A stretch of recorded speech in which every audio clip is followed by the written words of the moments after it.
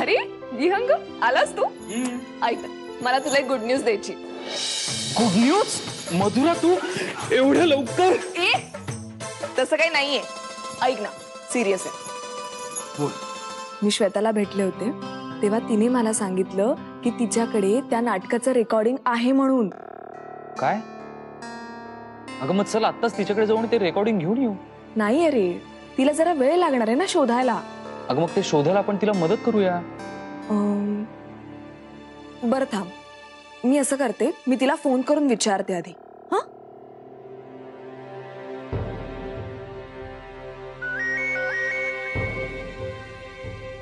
अरे बघ तिचाच फोन आहे. हॅलो, हा बोल श्वेता, सापडलं का ते रेकॉर्डिंग? अगं मी आता रत्नागिरीला चालले आहे, मी आले की तुला करते फोन. ओके, पण कधी येणार ग तू? अगं मला त्याहून तुला महत्वाचं सांगायचंय. तू आम्हाला भेटून तिकडनं निघालीस ना तर तिथेच मला आशिष भेटला होता. काय? तुला तिकडे आशिष भेटला? अगं मी आणि अजयने ना त्याला चांगलंच झाडलंय तिकडे. काय काय म्हणाला तो? काय बोलणार तो, त्याचा चेहरा पाहण्यासारखा झाला होता. का? का काय? मी त्याला सांगितलं की मला एकदा ते नाटकाचं रेकॉर्डिंग मिळू दे, मग बघ तुला काय करते ते. काय? तू त्यालाच सांगितलंस? हो, मी त्याला जेव्हा सांगितलं ना हे, तेव्हा त्याचा चेहरा पाहण्यासारखा झाला होता. अगं पण तू कशाला त्याला? हे बघ मधुरा, तू काहीही काळजी करू नकोस. मी 5 दिवसात कोल्हापुरात परत येते. ओके, आल्यावर आपण बोलू. मी तुला फोन करते. हा चल बाय. Okay bye. काय आलं? अरे काय नाही, ती ऍक्च्युली गावाला जाते रत्नागिरीला काही दिवसांसाठी. आली की फोन करेल म्हणाली, पण खूप मोठा घोळ झाला रे. कसला? तिने आशिषला सांगितलं की तिच्याकडे ते रेकॉर्डिंग आहे म्हणून. काय?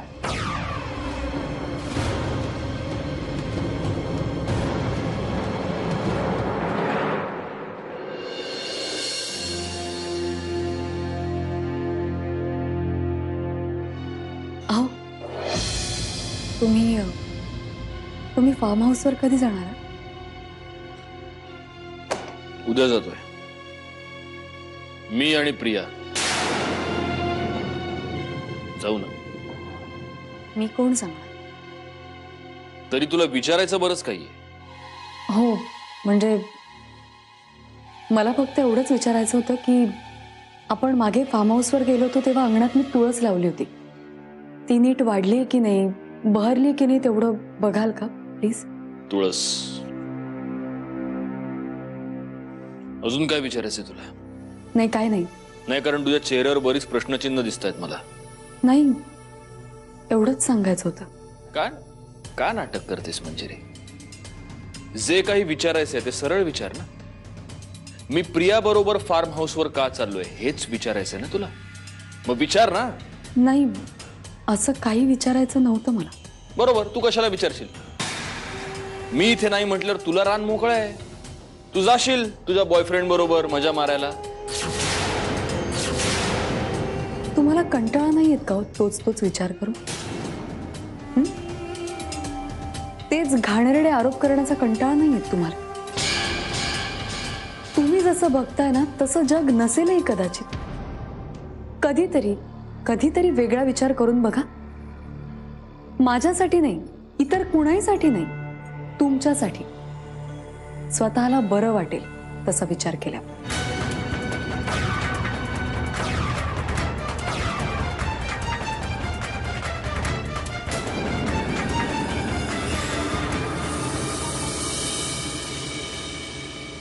मग प्रिया, झाली तयारी?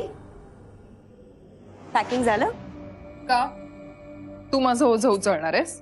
हो, वेळ पडली तर ते सुद्धा करीन मी.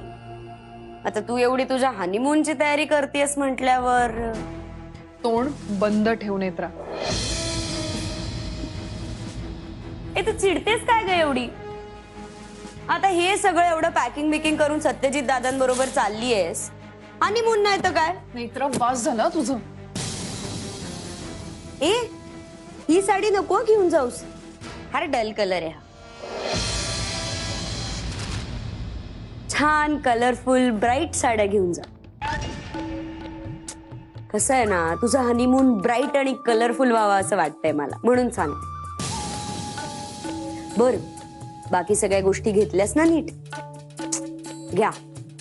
मी पण काय आठवण करते तुला. एवढ्या चारू आत्या तुझ्या मदतीला असल्यावर तू कशा गोष्टी विसरशील? प्रिया, विसरण्यावरनं आठवलं, नवरा घेतलास ना बरोबर? नाही, आधी मुला नवरा लागतो म्हणून विचारलं. अर्थात काही जणांना स्वतःचा नसला तरी चालतो, दुसऱ्यांचाही चालतो, नाही? नेत्रा, पहिली गोष्ट, तुझे हे घाणेरडे विचार आहेत ना, ते तुझ्याकडेच ठेव. इतके वेळा तुझा अपमान करून झाला तरी तू पुन्हा पुन्हा पुन्हा पुन्हा माझ्या समोर येते स्वतःचा. कसं आहे ना प्रिया, हे माझं घर. मला हवं तेव्हा हवं तिथे जाऊन हवं ते बोलू शकते मी.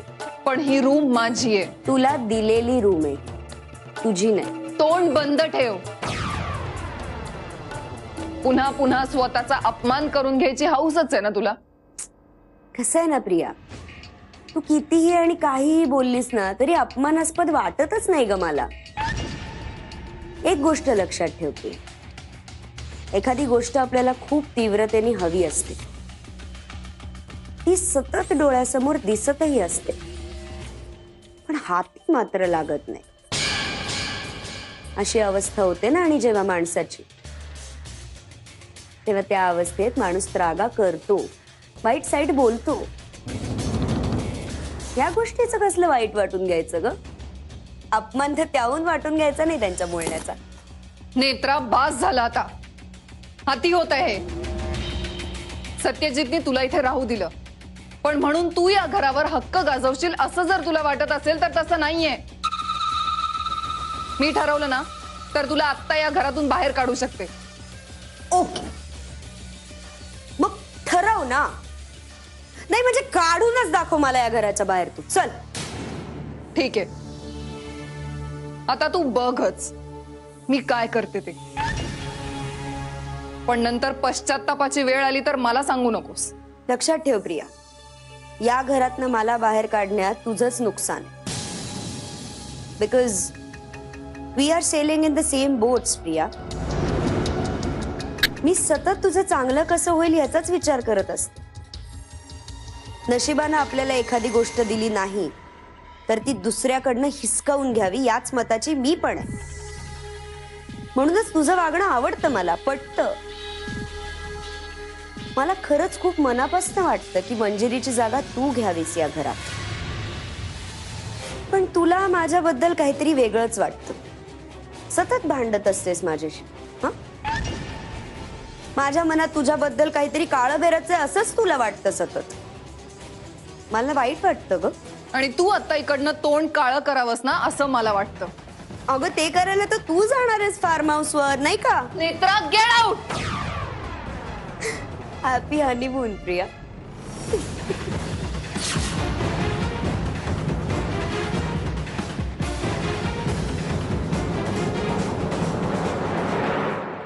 आई, या आधी सुद्धा अनेक वेळा मी प्रिया बरोबर फार्म हाऊस वर गेलोय, तेव्हा तुम्हाला कधीच हा प्रश्न नाही विचारलास. मग आता काय प्रॉब्लेम आहे? सत्यजित, तेव्हाची परिस्थिती वेगळी होती रे.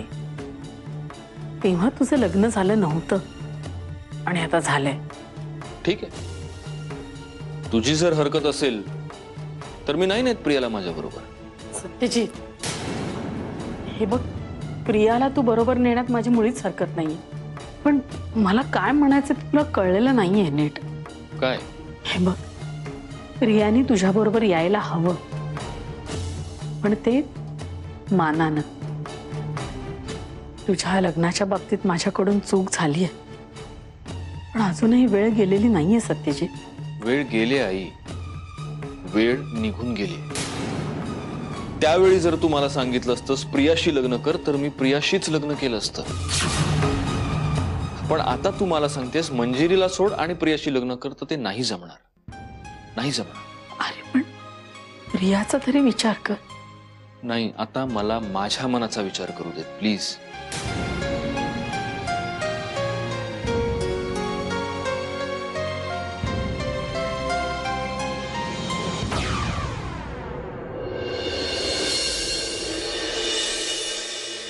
वहिनी गेले दादा फार्म हाऊसवर? हो. का ग?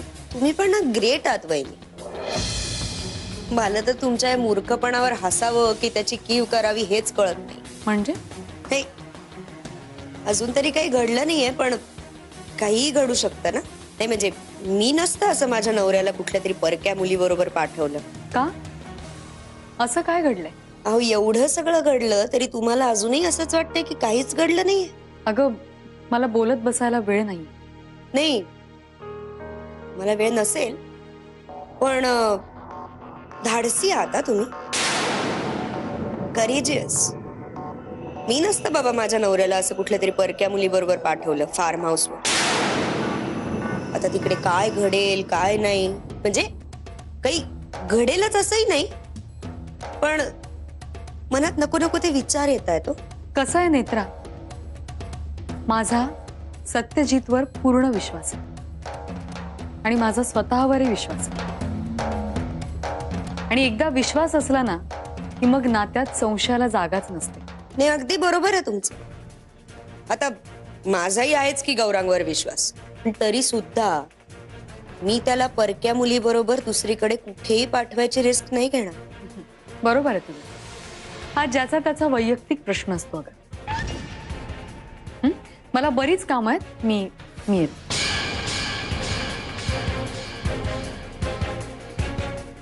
जगात ना मूर्ख माणसांची कमीच नाही. एक शोधायला जावं, एक आजार मिळत.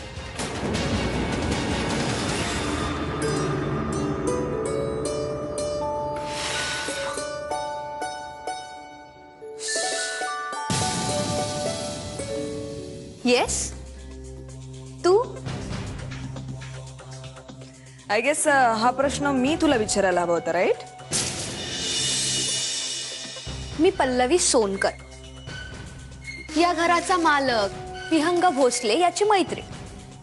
आता मला समजेल आपण कोणते. मी या घराची मालकीण, विहंगची बायको मधुरा विहंग भोसले. बायको? एक्सक्यूज मी, यात हसण्यासारखं काय? तुला त्रास होईल. काय नाव म्हणालीस तुझं? मधुरा. काय आहे ना मधुरा, मी विहंगची खरंच गर्लफ्रेंड आहे. यात थोडीशी चूक आहे. तू विहंगची गर्लफ्रेंड होतीस, तो भूतकाळ झाला. आता वर्तमान काळात मी त्याची बायको आहे. ओ, तू मला सांगतेस? तुला माझी ओळख ऐकून एवढं वाईट वाटलंय? कसं आहे ना, मी त्याची बायको आहे ग, लग्नाची. आणि आता हेच सत्य आहे जे तुलाही मान्य करावंच लागणार. आणि तूच काय ग, तुझ्यासारख्या अशा बऱ्याच गर्लफ्रेंड्स होत्या विहंगच्या. हवं तर त्या सगळ्यांच्या डिटेल्स तुला देऊ? अगं विहंगाने जगाला दाखवण्यासाठी तुझ्यासोबत लग्न केलंय आणि मला नाही वाटत तो फार काळ तुझ्यामध्ये इंटरेस्टेड असेल म्हणून. हे तू नाही ठरवायचं. काय आहे ना मधुरा, अगं मी आणि विहंग इतके क्लोज होतो ना. माहितीये, मला सगळं माहितीये. तू पल्लवी सोनकर, मूळची पल्लवी शेवडे, राहणार पुणे. लग्न करून तू मुंबईला गेलीस, श्रीमंत नवरा गेलास. नंतर सोशल वर्कचं कारण काढून तू विहंगला भेटायला लागलीस. तुम्ही दोघं वरचेवर भेटायला लागलात. तुमची पहिली भेट जुहूला झाली. त्यानंतर तुम्ही 1 आठवड्यासाठी मॉरिशसला गेला होतात आणि तिथे ग्रीन व्हॅली हॉटेलमध्ये राहिला होतात. एवढी माहिती बस की कुठल्या रात्री तुम्ही कुठे गेलात आणि काय केलं हेही सांगू. आता तुला प्रश्न पडला असेल की हे सगळं मला कुठून कळलं, तर मला हे सगळं विहंगनेच सांगितलं.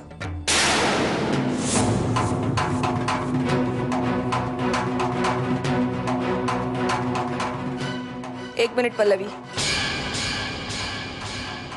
माझ्या घरची चावी तुझ्याकडे आहे, मला ती हवी आहे. काय आहे ना, अशा सगळ्या चाव्या गोळा करायच्या आहेत मला. आणि हो, माझ्या संसारात पुन्हा ढवळाढवळ करण्याची हिंमत करू नकोस. तू तुझ्या नवऱ्याबरोबर सुखाने राहा. हं? चावी.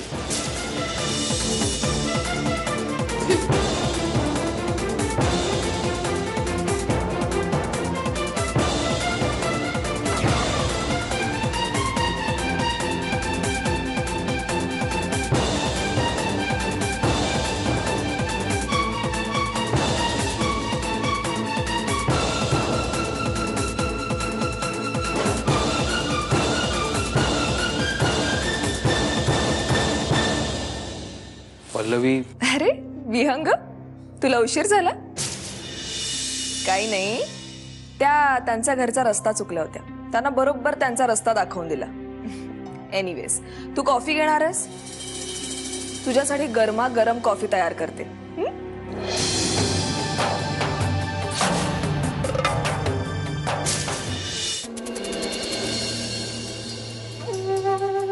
ताई माफ करा मला.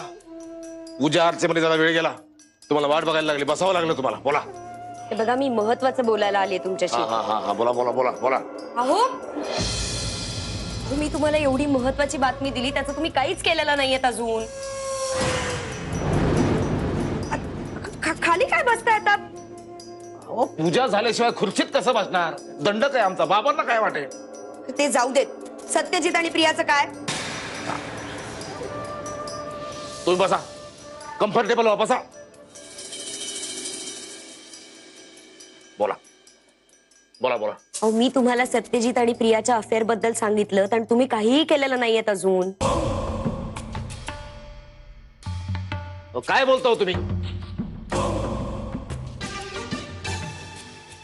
काय बोलता हो तुम्ही?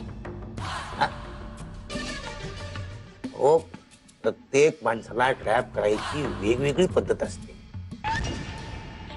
एक पद्धत दुसऱ्या माणसाला वापरून जमत नाही ताई. दोन ट्रिक एकत्र केले ना की घोळ होतो ताई. तुमच्या लक्षात कसं येत नाही? मला समजत नाही का तुम्हाला काही करायला जमत नाही? काय किती बी दुखते असतील ना ताई, तरी आम्ही त्यांच्या लाथा खात नाही. आता तुम्ही तुमचं काम केलं ना, माहिती देऊन आम्हाला. आता ती माहिती कशी वापरायची ते आमच्यावर सोडा ताई.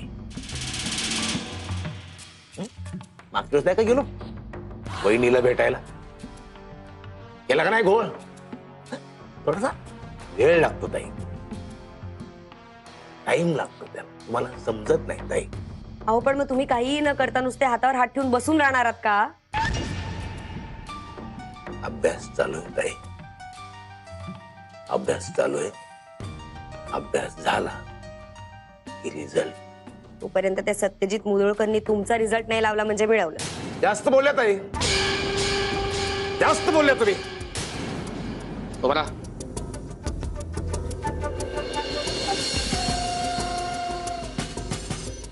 तांबडे बाबाच्या आरतीची वेळ झाली नाही. तुम्हारी शरण में तांबड़े बाबा मेरे बाबा, तांबड़े बाबा.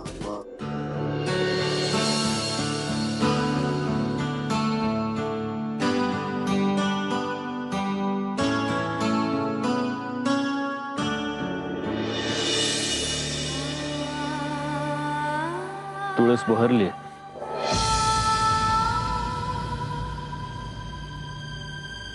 असं का थांबलंस इकडे? चल ना. अगं नाही, मला तेवढ्यात फोन आला कोणाचा तरी. 4 मिस्ड कॉल आहेत. आता आपल्यामध्ये नो फोन्स, नो मेसेजेस, काही नाही. का? मंजिरी बरोबर आला होतास तेव्हा फोन ऑफ केला होतास ना? हो, यावेळी मी कामासाठी सुद्धा आलोय, कळलं?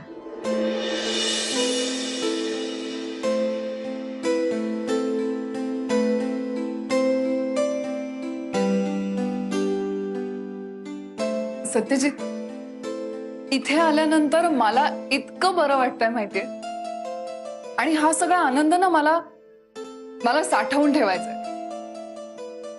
नो व्हॉट, हे फार्म हाऊस माझ्यासाठी खूप लकी आहे. का म्हणून नाही विचारणार.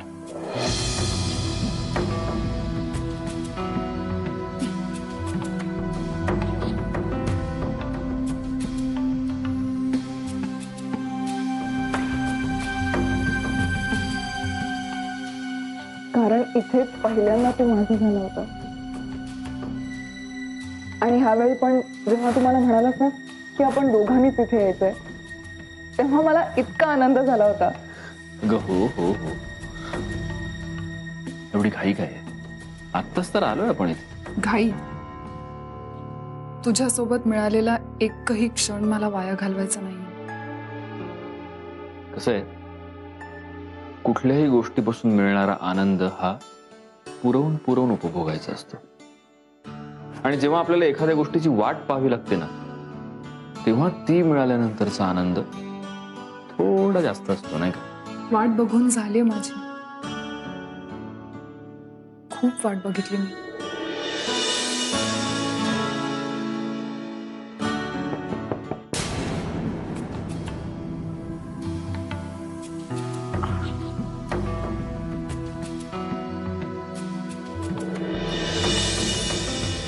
काय मायला सत्या, अरे कुठे जंगलात बांधून ठेवलंय फार्म हाऊस? अरे गावचं ना बाबा, मला किती चांगलंय बरं रे, मस्त आहे. अरे प्रियाला मी हेच सांगत होतो की मल्हार यायचा आहे, फोन करत असेल तो, पण इथे नेटवर्क. प्रिया, अगं मगाशी तुला सांगायचं राहून गेलं, मल्हार सुद्धा येणार होता आपल्याबरोबर फार्म हाऊसला. आगे आलाच.